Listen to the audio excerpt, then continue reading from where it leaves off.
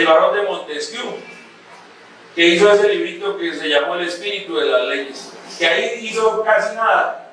Ahí el tipo estructuró lo que debe ser, o lo que es hoy en día, la estructura del Estado en Occidente. La división del poder en tres: legislativo, ejecutivo y judicial. Pero él lo que hizo fue, él no lo inventó, lo que hizo fue interpretar un libro mucho más clásico y mucho más de atrás, que era más o menos 20 siglos, que fue el libro de la política de Aristóteles, que ya Aristóteles en su libro dibujaba lo que debería ser el poder: que el que haga la ley no sea el mismo que la cumpla, y que el que haga la ley no sea el mismo que juzgue a aquel que no cumple la ley. Y entonces dice, para eso va a haber el ejecutivo, el legislativo y el judicial. Ese es el desarrollo del Estado en Occidente. Hoy en día todos los países occidentales tienen esa estructura del poder, la tridivisión del poder. Pero también hay otros que escriben, como Voltaire. Voltaire escribe un libro que deberíamos difundir a nivel mundial, que es el Tratado de la Tolerancia, que tiene que ver con que usted profesa una religión y yo profeso otra, o no profeso ninguna, pero tenemos que respetar como seres humanos. Yo no tengo por qué perseguir a otro porque piensa diferente. Y ya más adelante gente como César Beccaria, que hizo por ejemplo un librito, porque todos son libritos pequeños pero dicen muchas cosas importantes, del espíritu de las leyes. El espíritu de las leyes hizo Montesquieu, habla de los libros de Beccaria, fue el de los delitos y de las penas, que fue el que dijo, ¿cómo es posible que la humanidad juzgue a los demás con eso de lo que les contaba, los juicios de Dios? O sea, a través de la tortura. A través de la tortura cualquier persona se declara culpable, pero no. La humanidad debe razonar para juzgar a los demás. Lamentable lo que pasa en Colombia hoy en día. Hoy la gente parece como en los juicios de Dios. En las redes sociales pasa eso. Con cualquier cosa que alguien diga, los demás se sienten como imbuidos por el poder de juzgar a los demás. Y además juzgarlos a partir de la ignorancia. Juzgarlos a partir de no saber, a partir de no preguntar, sino a partir de prejuicios. Y él decía, Albert Einstein, que tenía por qué saber, es más fácil explotar un átomo que explotar un prejuicio. Y eso sí es cierto. O sea, la gente que es fanática de algo, de un creo político, de un creo religioso, es muy difícil hacerle entender otras cosas, porque la gente cree que es dueño de la verdad y cree que lo que dice o lo que profesa, eso es la única verdad que puede existir, que los demás todos deben ser casi que aplastados, porque no se permite otra forma de ver la vida. Entonces todo eso tiene cimientos acá, pero esa transformación se da a través de que la Revolución Francesa, política del 14 de julio, vamos a cumplir un año más de la toma de la Bastilla, porque la Bastilla era el símbolo. La Bastilla era una cárcel, era la cárcel de París, donde todos los que se habían levantado contra los reyes para criticar el modelo de gobierno eran tomados prisioneros y llevados a la Bastilla. Por eso la explosión de la Revolución Francesa en 1789 se da en la Bastilla, porque la gente se toma la cárcel y libera a los presos y después se toma el poder. Y esa revolución la hicieron los que vivían en los burgos, es decir, los que los que te dan dinero. Por eso es que le llamamos burgueses, porque vivían en los burgos, porque eran los comerciantes los que y esa es una revolución burguesa. ¿Los burgos y qué eran los burgos? Los burgos era el barrio, se llamaba donde ellos vivían. Entonces por eso, como de ahí salieron los que salieron a gobernar, por eso se llama de ahí para acá la burguesía, porque la gente sale a la calle a decir abajo la burguesía colombiana y no sabe qué es la burguesía. Entonces, así como dicen abajo el neoliberalismo, termina la marcha y se va para el éxito a comprar cosas, un poco paradójico. Entonces eso se da y eso transforma a la humanidad. Y ahí viene otro periodo, que es el periodo capitalista, que es en el que estamos. que es el periodo donde los grandes poderes económicos logran manejar las sociedades. Y es donde se atesora y no vale la gente, sino vale es el capital. Pero eso ha sido matizado a través de los años, desde 1789. Se han creado, por ejemplo, el estado de bienestar, cosas como para darle algo a la gente, para que la gente no se levante contra el que gobierna, como la salud, como la educación, que pues ha venido siendo desarrollado, por ejemplo, en Europa, donde efectivamente la gente tiene unas condiciones de vida, de trabajo y de seguridad social totalmente superiores a las nuestras. Ellos hoy en día, por ejemplo, uno ve los levantamientos en España, en Francia, y ellos se levantan por una cosa diferente a nosotros. Ellos se levantan por mantener sus derechos. Nosotros los estamos hasta ahora tratando de conquistar. Porque si algunos sectores tienen algún derecho, pero cada vez el sector es más pequeño, los demás no lo tienen. En Colombia, el trabajo que está en la Constitución del artículo 25, pues ese derecho al trabajo real, en condiciones como dice la Constitución, dignas y justas, pues solo tienen como 10 millones de personas. Y los trabajadores somos 23 millones de personas. O sea, hay 13 millones de personas que no se cristaliza ese derecho. Y así, con todos los derechos que están enlistados en nuestra Constitución política como derechos fundamentales. En ese modelo es que estamos, claro, ha habido otros intentos, que es el modelo de producción socialista, que se dio, por ejemplo, en la Unión Soviética, desde 1917 y que duró hasta 1989. Y lo que ha pasado en Cuba, y lo que ha pasado en la China, y lo que ha pasado en otros países. Y hoy en día, una cosa que es ahí como intermedia, que es lo que pasa a nuestro alrededor en algunos países, lo que ha pasado en el Ecuador, lo que ha pasado en Bolivia, lo que pasó en Brasil, pero que andamos en un péndulo que un día es para un lado y el otro es para el otro. Por ejemplo, lo que se ha podido avanzar en el Brasil hoy se retrocede, porque los trabajadores habían logrado a través de su partido, el partido de los trabajadores habían logrado pues, un ascenso en el poder y hoy en día ese péndulo fue para la derecha y hoy en día se viene quitando buena parte de los derechos de los trabajadores. Se acabó el Ministerio del Trabajo y se vienen recortando los derechos de la gente, porque eso es propio de las sociedades en los cambios. O sea, el cambio no es monolítico, el cambio no es único, sino que el cambio a veces sí y a veces no, porque la sociedad está integrada por personas. ¿Qué pasó, por ejemplo, en Brasil? La gente dice, ¿pero por qué perdió en Brasil? Pues como un resultado propio de la lucha. Que, por ejemplo, ¿qué ocurre? Cuando una persona vive bajo un puente y un gobierno viene y lo saca bajo el puente y le da su casa, y ya la persona dice, yo cuento en la sociedad, pero entonces la persona ya tiene que tener transporte, tener educación, tener salud, que de pronto no se logra, porque todo no se puede lograr de un momento a otro. Y esa gente se declara inconforme con el propio gobierno que lo salvó de esa forma que tenía de vida. Y entonces ahí la respuesta es, bueno, como usted no me da la respuesta que yo necesito, entonces yo apoyo a otro modelo. Y pasa que se apoya el modelo hasta que ese modelo demuestra lo que es, muestra sus dientes, y ahí la gente dice, oiga, nos equivocamos. El problema es que ese modelo logra romper la estructura, y para reconstruir eso se va a demorar más años.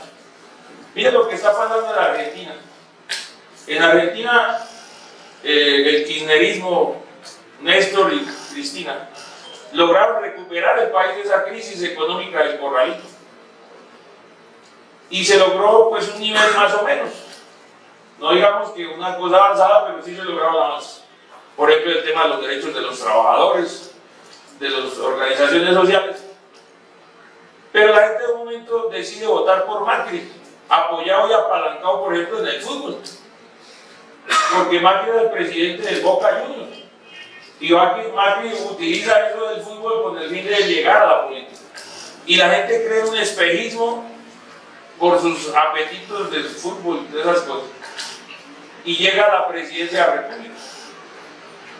Y hoy en día, este año hay elecciones en Argentina. Y ya la gente dice, nos jodieron, nos quitaron los derechos a los trabajos, nos echaron a la gente a la calle. ¿Qué hacemos? Pues la gente está ahorita la disputa entre si seguir con ese modelo o adoptar otra vez el modelo anterior. Entonces ahí están las elecciones ahorita, la vuelta, que es, pero la derecha trata a través de lo que se le ha vuelto una buena arma, a través de la justicia, de la administración de justicia, parar el proyecto. Allá acaba de lanzarse la fórmula, me parece muy inteligente, de Alberto Fernández y Cristina Fernández, no son familiares. Pero Cristina hace la posición de vicepresidente, con el fin de que no la puedan echar a la cárcel y se pierda el proceso. Entonces va a ir Alberto Fernández como el candidato del kirchnerismo. Y por lo menos en las encuestas iniciales, pues va punteando las elecciones. Pero en Brasil está pasando lo mismo. Ahí se viene destapando todo el tema del lavallato, se viene destapando cómo era que el juez Moro influenció al fiscal para él sacar un veredicto y sacarlo de la carrera política, y además ya le pagaron de manera descarada, que fue nombrarlo ministro de Justicia. O sea, condena al principal opositor del que ganan las elecciones y le pagan en efectivo. Le dicen, tome usted sea ministro de Justicia. Lo que está pasando en el Ecuador. En el Ecuador es una cosa más terrible, porque el Ecuador Correa impulsa a Lenín Moreno, y Lenín Moreno un mes después se va para la derecha y se entrega todos los poderes de la derecha, que son los que acabaron el Ecuador. Y todo ese avance durante 10 años, convertir al Ecuador en un país adelantado en materia de infraestructura, en puertos, aeropuertos, carreteras, educación, hospitales, de mejorar las condiciones laborales, por eso acabando con la tercerización. Eso se ha venido retrocediendo de manera rápida, porque Lenín Moreno entregó rápido a la derecha. ¿Y qué fue lo que hicieron? Para sacar del panorama político a Correa y darle una orden de captura. Y eso lo mantiene lejos del país, porque si llega a Ecuador, inmediatamente va a la cárcel. Entonces, puede estar libre fuera, pero no puede estar libre adentro. Entonces lo mantienen afuera, para que la gente no tenga un referente. Y el segundo, que era Ricardo Patiño, le dieron orden de captura y le tocó salirse también del país. Quien no se puede del país fue Jorge Glass, el vicepresidente, está preso. Entonces, como una fórmula de tomar la justicia como un instrumento de lucha política, con el fin de inhabilitar a los contrarios. Caso contrario está pasando en Bolivia. Bolivia tiene un proceso diferente, un proceso afincado, entre otras cosas, en las raíces culturales bolivianas, porque Bolivia, la gente del 80% son indígenas, y siempre gobernaron los blancos. Es más, uno de los últimos presidentes, Sánchez de Lozada, era el colmo de la imposición de los gringos, un tipo que ha vivido en Miami toda su vida, había nacido en Bolivia y no hablaba español. Cuando venía el presidente, le toca hacer un curso rápido de español para poder hablarle a la gente, y no hablaba bien, y la gente no le entendía qué era lo que decía, y era el presidente de la República. O sea, porque Bolivia era un cagadero, perdón de la expresión, que tenían los gringos.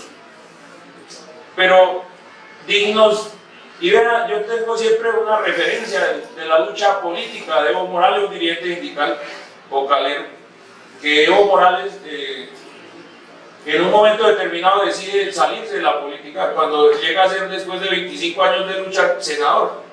Y allá había una ley que permitía que las mayorías del Senado pudieran votar a alguien del Senado, o sea, expulsar a alguien. Y 2 meses después de que después ellos lo expulsaron. Y el hombre decía, no, toda esta lucha para llegar aquí ahora duré 2 meses.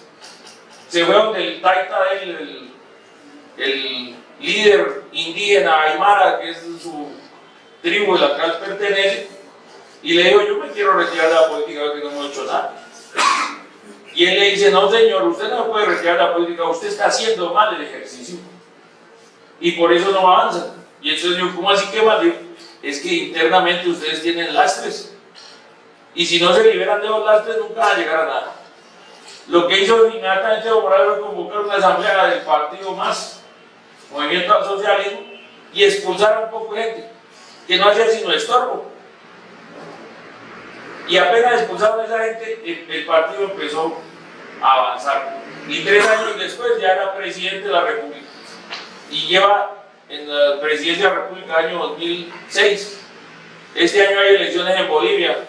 Y entonces dicen, no, pero ¿cómo se va a perpetuar? ¿Alguien ha oído decir cómo es que perpetuó la Merkel en Alemania? Ella lleva 4 periodos de presidente. Allá no, porque es una democracia fuerte. En cambio los indios pues son como tontos y entonces no pueden elegir a sus líderes, ¿no? Eso no. Y Bolivia la tiene clara.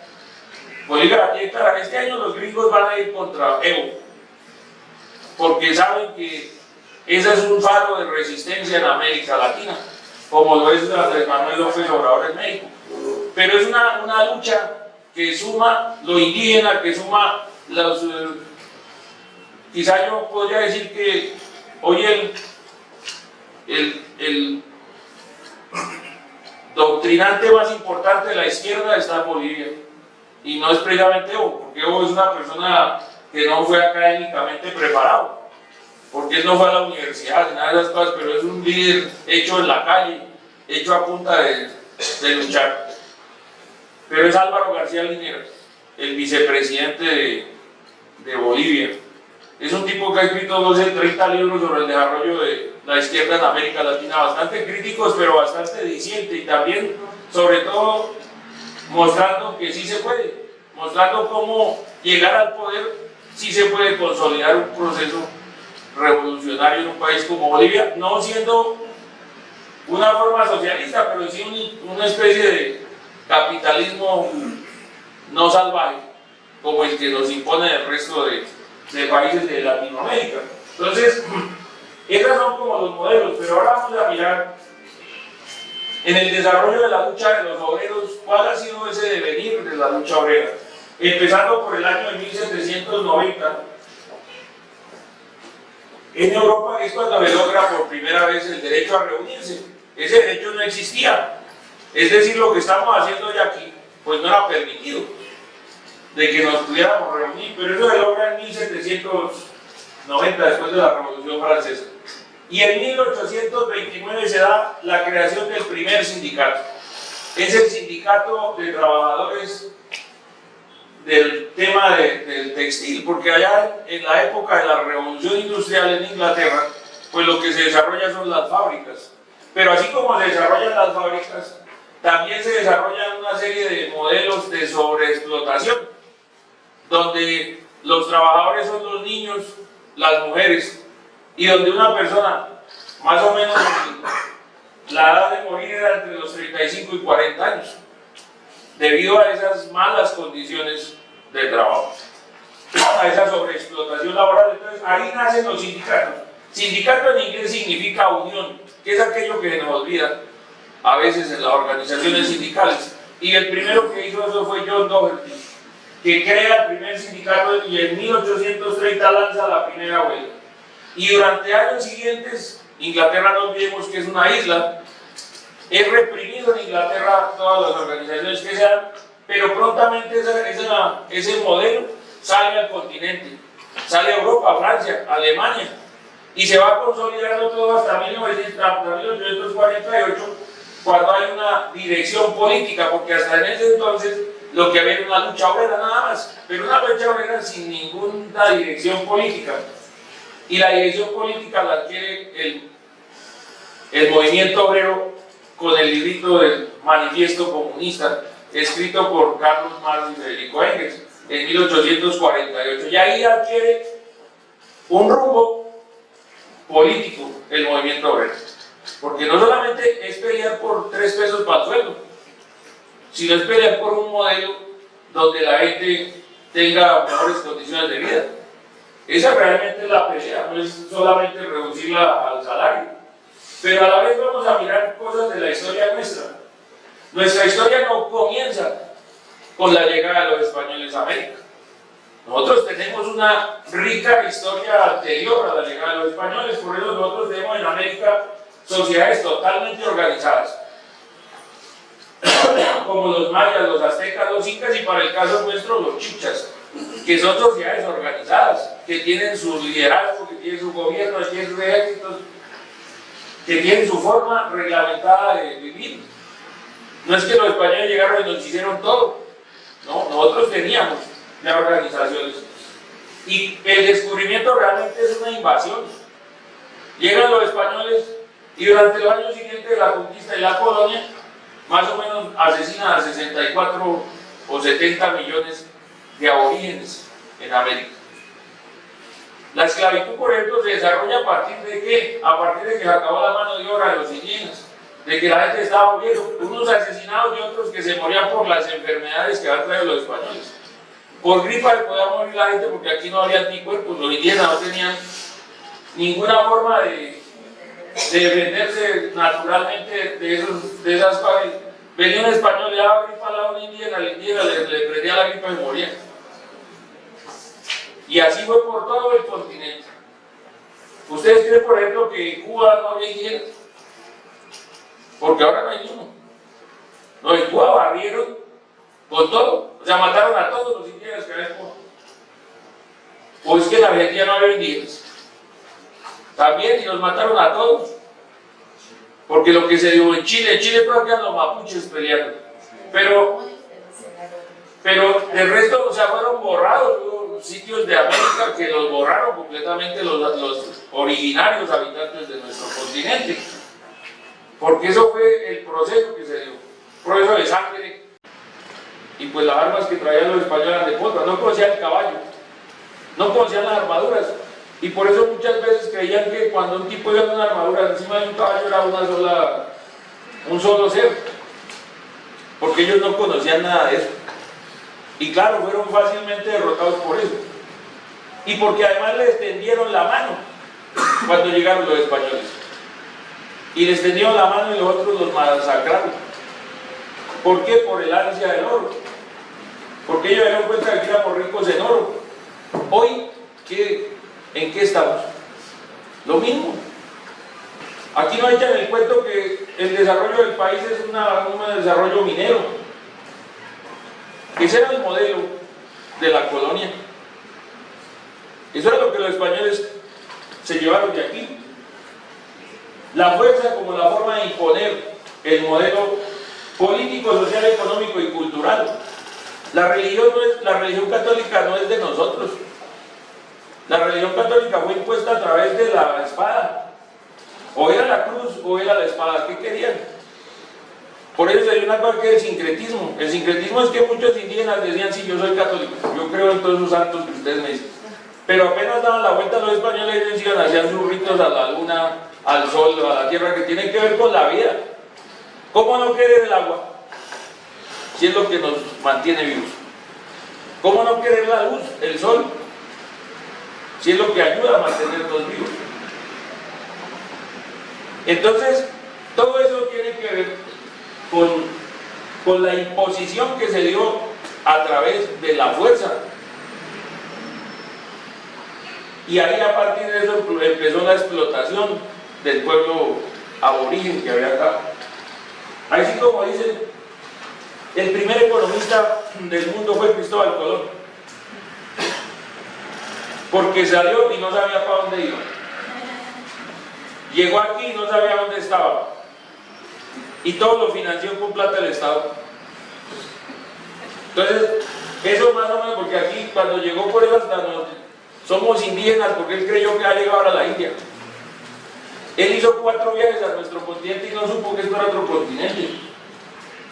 Es apenas Américo Vespucio el que, haciendo mapas, dice, oiga, pero esa vaina no es la India, eso es otro continente. Por eso nuestro continente se llama América, porque el que dijo que esto era otro continente era Américo Vespucio, como un homenaje a quien hizo eso.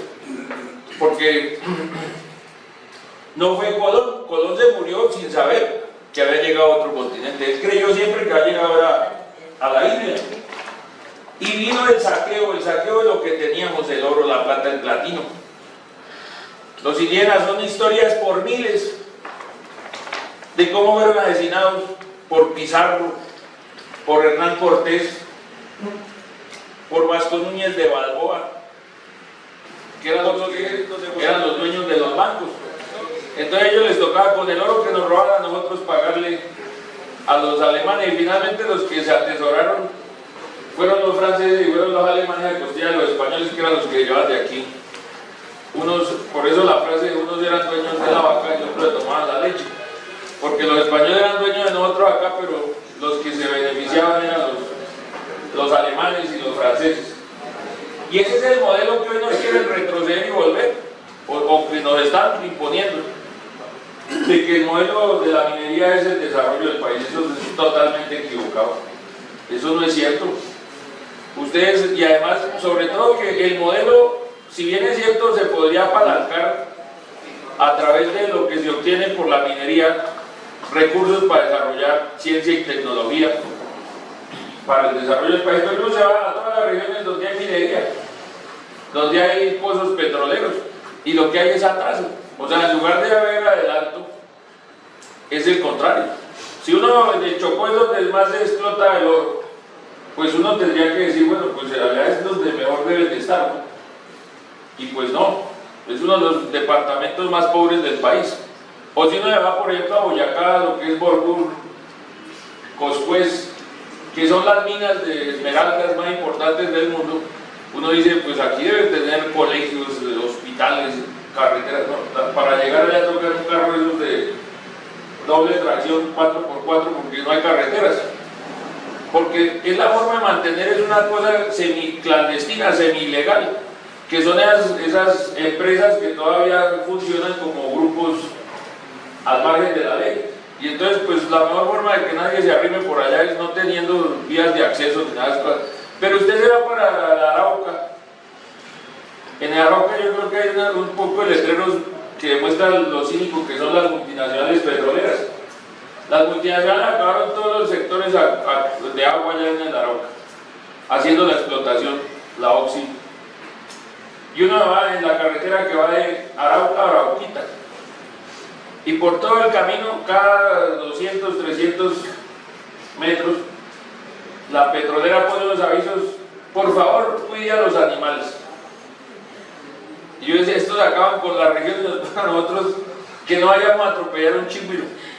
Es como la doble moral que siempre ha habido en el manejo de lo nacional, donde a uno le meten un poco de cuentos y termina uno siendo el culpable de lo que hacen ellos. El derecho penal, por ejemplo, es un sistema de control social. El derecho penal, por lo general, cuando establece un delito del código, uno tiene que decir por qué fue que lo metieron. Porque se quiere apaciguar a alguien, se quiere controlar a alguien, a un sector de la población. Y uno ve eso. Por ejemplo, cuando las empresas de eléctricas eran del Estado, porque aquí una época fueron del Estado. Y con la apertura económica de Gaviria en el año 90, que yo no sé cómo en un país todavía el señor sea un dirigente político, después de todo el daño que le ha causado al país. Y empezaron a venderse a multinacionales, le empezaron a vender las empresas eléctricas, porque cada departamento tenía su hidroeléctrica. Y empezaron a venderse, y a partir de ahí, por ejemplo, se reformó el Código Penal, incluyendo el delito de hurto de fluidos y energía. Y entonces uno dice, ¿por qué hicieron ese delito? Pues para perseguir a aquellos que ya, mientras era del Estado, no importaba que se la robaran. Es más, se la robaban ellos. Pero a partir de que era un privado, entonces ahí sí había una ley, un artículo que reglamentaba eso para que otros no se la roben. Y aquí, en el Congreso se ha vuelto es eso, que cada quien tiene un poder para lograr leyes a su favor. Pero hay sectores que tienen mucho poder y no tienen poder en el Congreso. Por ejemplo, los trabajadores. Los trabajadores, 122 millones de héroes. Tres cosas muy sencillas: no mentir, no robar y no ser vago, no ser perezoso. Esos son los tres principios. Con eso ya uno puede hacer el resto. Y no necesitan más reglas, porque es que nosotros es un país de reglas que ninguna cumplimos. Aquí todos los sindicatos cada rato vamos a reformar los estatutos, porque es que no nos sirve. No, lo que no sirve es la gente que está manejando esa vaina. Porque con los estatutos cualquiera puede hacer de todo. Hay una gente que dice, no, es que yo no trabajo en el sindicato porque como yo no quedé presidente. Cuando uno quiere trabajar puede ser el portero y puede hacer la diferencia. y no necesita ningún puesto, ninguna vaina de esas. Yo, por ejemplo, le cuento, yo siempre me agarro con los dirigentes sindicales nacionales y me echan vainas y entonces me los encuentro y unos que son los lambones de ellos en la calle le dicen, no, pero usted ¿por qué critica a fulano? ¿Por qué critica a sutano? Y entonces una vez, otra vez, uno de la CUS me decía, es que usted según no le sirve, yo no estoy diciendo que la CUS no sirve, lo que no sirve es un poco de directivo de pago que tiene nada. Entonces me dijo, pero si quiere hacemos un debate, cuando quiera, y muéstreme uno de esos 21 del comité ejecutivo que trabaja más que yo en el movimiento sindical, y yo me callo y no veo fotos, la tarjeta profesional voy a tirar. Entonces, ¿por qué esa vaina es lo que desgraciadamente yo sí le digo a los trabajadores, quítense, deja venda los ojos a la... Miren la realidad, miren lo que hay, critiquen y sean capaces, pero el que critica tiene una obvia obligación, que es también plantear la solución. Porque yo que sé cómo criticar todo. Y entonces, una vez me pagó un sindicato, un man decía, se levanta, no, eso quedó mal hecho, eso no sé qué. Y en ese momento hubo elecciones de junta directiva, que propongan a los que quieren ser directivos. Entonces yo le dije a alguien, oiga, ¿cómo se llama el muchacho de allá? Fulano y tal, y yo propongo a fulano y tal. Ah, no, yo no tengo tiempo, yo no sé qué, entonces ¿para qué joder, man? Porque a usted nada le sirve lo que hay los demás, pero usted tampoco quiere hacer nada. Porque hay mucha gente que es así. Ayudar, respetar, dar un trato igualitario son como los principios que vamos a ver en el sindicato. Pero en el sindicalismo hay unos propios, por ejemplo el de solidaridad. A partir de la solidaridad fue que se creó el movimiento obrero en el mundo. Y por eso, yo no sé, un sindicato como este que tiene plata, que tiene cosas, debería apadrinar a unos sindicatos chiquitos por ahí que están re jodidos. Que nunca, una vez me pensé un curso. Profe, ya está tesorero y lo está escuchando. Ah, bueno, me parece que la plata es para usarla bien. Entonces, una vez hice un curso y vino un compañero de Sintracarbono. Y se vino desde La Guajira. Entonces, un compañero de un sindicato que acá nacido apenas dijo, doctor, qué pena con usted. Doctor, ¿qué es lo que protege eso del fuero sindical? Entonces se paró el compañero de Sintracarbono y se emputó. Compañero, ¿cómo viene un curso de esto y usted no sabe ni qué es lo que le da el fuero sindical? Entonces, un momentico, espere hermano, espérese hermano. Es que usted lleva 20 años aquí, yo lo conozco de 20 años, hermano. Pero el compañero acaba de hacer el sindicato. Entonces, pues él tiene derecho a preguntar, hermano. Entonces le decía, le voy a hacer una pregunta, Orlando, que se llama el hombre. ¿Cuánto plata usa Sintracarbono al año para temas jurídicos? Y me dijo como 300 millones de pesos. Le dije, compañero, ¿y usted cuánto en su sindicato usa? Yo, pues doctor, usted nos ayuda de todo gratis, porque nosotros no tenemos plata. Y efectivamente eso pasa. Por eso es que hay compañeros que se vuelven hasta holgazanes en los sindicatos de plata, porque entonces se la pasan de aquí para allá, de allá para acá, no hacen nada, pero eso viajan para allá, para acá. ¿A qué? ¿Cuáles son los resultados? Porque es que en los sindicatos no se piden resultados. ¿Será que en la empresa donde usted trabaja en el banco le dicen haga tal vaina? Y usted a las 8 horas le dicen que hubo de su tarea. Ah, no, yo no la hice. ¿Qué le van a decir? Pues hay que mirar cómo lo echan. En el sindicato sí no. En el sindicato después de una tarea alguien no la hace y no pasa nada. Porque el compañero antes se emberraca y entonces dice, ¿qué? Y entonces, claro, entonces como yo soy de otro grupo, entonces me van a joder. Entonces, cuando no, viejo, es porque le hicieron una tarea y no la cumplió. Pero ese es un gran problema que nosotros tenemos. Ser coherente. Es decir lo que se piensa y hacer lo que se dice.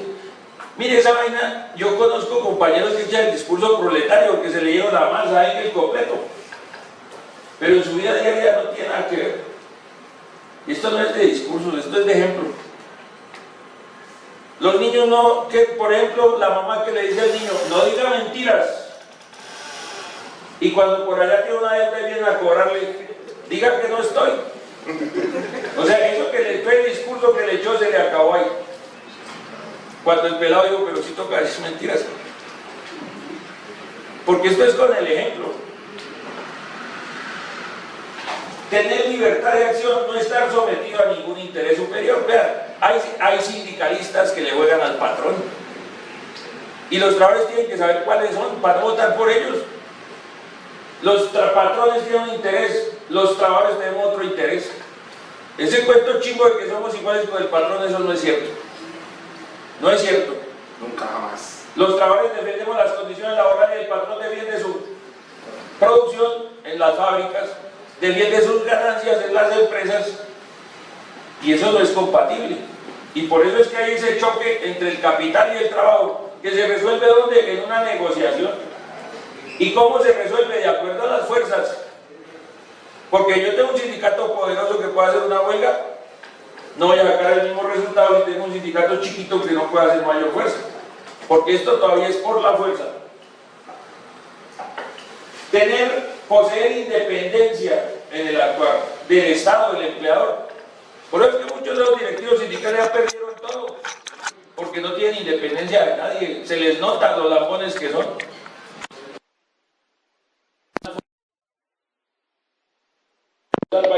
Y defendiendo a los trabajadores. Pensar y actuar democráticamente. En última es respetar a los demás. Oír a los demás si no estoy de acuerdo con ellos. Y confrontar, debatir. Por aquí la gente dice, si usted tiene una posición, yo tengo otra. Y le digo, entonces, pero no se agarren. No es que no nos estamos agarrando. Estamos debatiendo, que otra cosa. Participación, ser sindicalista debe significar un comportamiento diferente. Los sindicalistas deberíamos ser en la Junta de Acción Comunal del barrio, deberíamos trabajar en otros escenarios, demostrando que somos líderes en otros escenarios, no solamente el sindical. ¿Qué más? Pensar en colectivo y no de manera individual. Eso sí que es un berraco problema. Hay que pensar en el colectivo, en la gente, actuar en colectivo. Responder por nuestros compromisos, es decir, asumir las tareas. Si me ponen una tarea, tengo que cumplirla. Analizar la realidad para tomar decisiones a partir de ella. O sea, a veces uno va con los compañeros de un sector y uno le dice, bueno, vamos a negociar aquí esta empresa siderúrgica. ¿Usted sabe cómo está el tema del acero en Colombia? Y así como vamos a negociar, ahí no conocemos el panorama, no conocemos lo que hay alrededor. Tener a los demás como iguales, todos somos iguales. Aquí no hay que unos de estrato alto y otros de estrato bajo, todos somos iguales. Ser capaz de rendirle cuentas a los demás. Yo creo que una cosa que en los sindicatos falta es rendir cuentas. ¿Qué es lo que hace usted? Como directivo, que tiene permiso, que tiene fiáticos, que tiene, bueno, por cuáles son los resultados. A veces no es que los resultados tengan que ser de corto plazo. Por ejemplo, este trabajo que se hace no es de corto plazo. El trabajo educativo no es de corto plazo. El trabajo educativo es de largo plazo. Porque un directivo que hoy vino por primera vez aquí y va a continuar haciendo cursos, pues se va a formar, pero en años, que ya va a poder asumir roles y tareas. Aquí me ha pasado, por ejemplo, a mí, que me dicen, ay, es que usted ya, este es mi tercero, mi segundo, no mi tercer curso de capacitación, es que usted ya ha hecho curso, láncese a la junta. ¿Y cómo va a hacer en una junta si apenas estoy dando pasitos? Pues es que nosotros somos aquí porque nosotros somos cortoplacistas. Nosotros somos como los equipos de fútbol, ponen un técnico a los 8 horas, quieren que el tipo sea campeón. Y si no, que lo echen, porque a los sindicatos somos así. Y a uno le dicen, a mí por ejemplo me decían otra vez, láncese al Senado. Yo le decía, voy para el Senado y gano. Y después, ¿quién hace la tarea que yo hago? Entonces, no, entonces no. Entonces, les dejen de hablar pendejadas. O sea, esa vaina, cada quien le toca una tarea. Pero no todo el mundo puede ser presidente. Y mire, yo digo que los sindicatos son un tren. Y un tren tiene una locomotora y tiene unos vagones que siguen y hay por allá un vagón atrás. Por ejemplo, la educación tampoco mucha gente le interesa. Habrá gente que diga, yo quiero ser afiliado al sindicato y no más. Bueno, pues respetemos eso, pero que el compañero, pues para que ayude a hacer fuerza ahí. Pero hay otros que dicen, no, yo quiero estar en los vagones más adelante. Bueno, pero entonces prepárese. Yo quiero ser de la subdirectiva de allá de un municipio, de una ciudad. prepárese.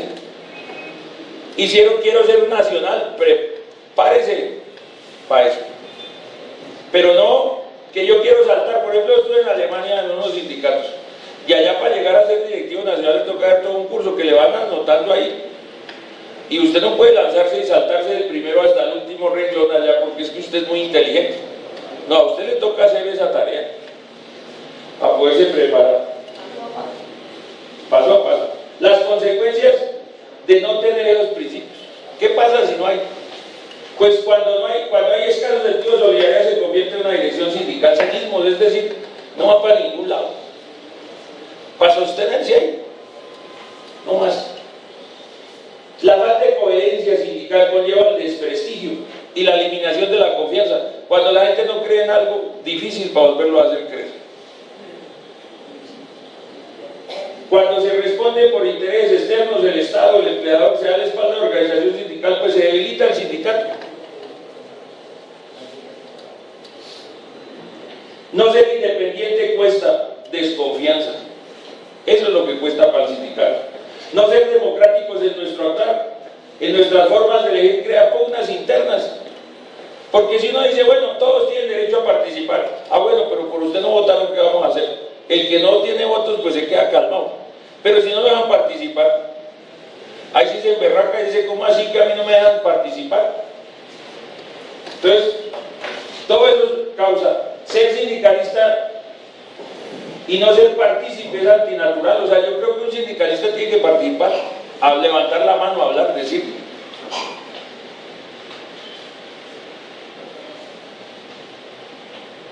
Cuando se piensa en individual, no se puede contribuir al trabajo colectivo, porque tienen otros valores, se tienen otros intereses. No responder por las tareas debería ser sancionado del sindicato, de alguna manera. De no, señor, usted no cumplió, maestro. Y no es que le tengamos bronca, es que usted no hizo la tarea. Como en el colegio, que sacaba uno, o en el trabajo, que lo sancionan. Pero en el sindicato no pasa nada. Ser realista nos evita muchos dolores de cabeza. Pero mire, hay una cosa en eso. Hay muchos dirigentes sindicales que ha hecho unos discursos, uno los oye y dice, este man en qué país piensa que vive. Porque unos discursos totalmente etéreos, una vaina para allá como en la estratosfera. En el movimiento sindical hay que tener los pies en la tierra. Saber qué se enfrenta. Con eso no le permite a usted hacer análisis equivocados. Porque usted, por ejemplo, no hablar de las crisis, por ejemplo, de los sindicatos. Pues eso hace que el sindicato se hunda cada día más. Pero un día decir, bueno, paremos, miremos cuáles son las causas de esto, cuáles son las consecuencias que nos va a llevar esto. Todos somos iguales, pero eso debe ser un trato igual en el sindicato. ¿Quiénes nos rinden cuentas?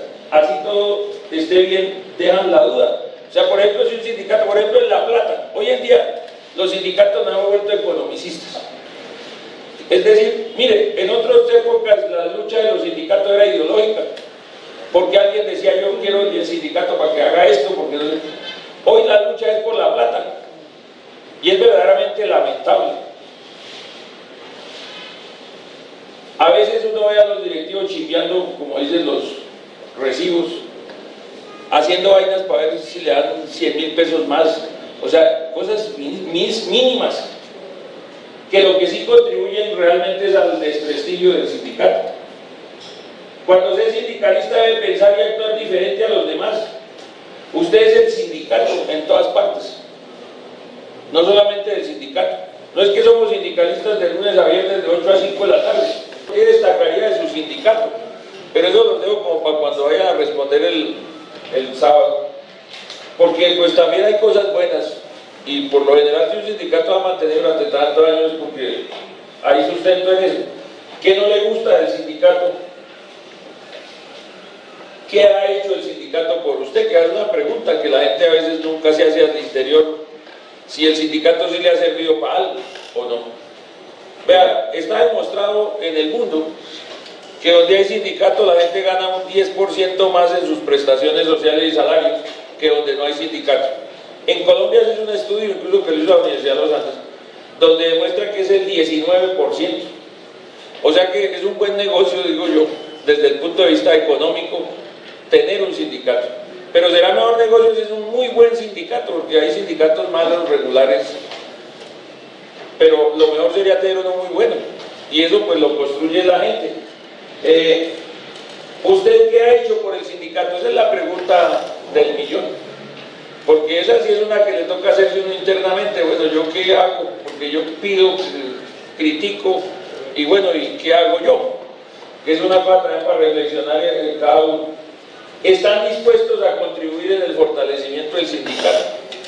Porque eso es otra cosa. Mire, hay una cosa que yo vengo reflexionando sobre mi tarea personal que hago de capacitador sindical, y es que a veces yo veo los mismos en muchos cursos de hace muchos años, y entonces uno no los ve asumiendo posiciones, entonces uno dice como que yo estoy perdiendo el tiempo, porque esta vaina no que hace repetir y repetir, y los otros allá como que no se avanza. Yo creo que en el modelo educativo sindical también hay errores, y también hay que buscar como que si usted hizo este nivel pase al otro, pero que un día llegue a un nivel donde, bueno, porque a veces le dicen a uno trabajadores que llevan 10 años estudiando y le dicen a uno, doctor, es que estoy aprendiendo, y le digo, bueno, ¿y cuándo va a poner en práctica lo que aprendió?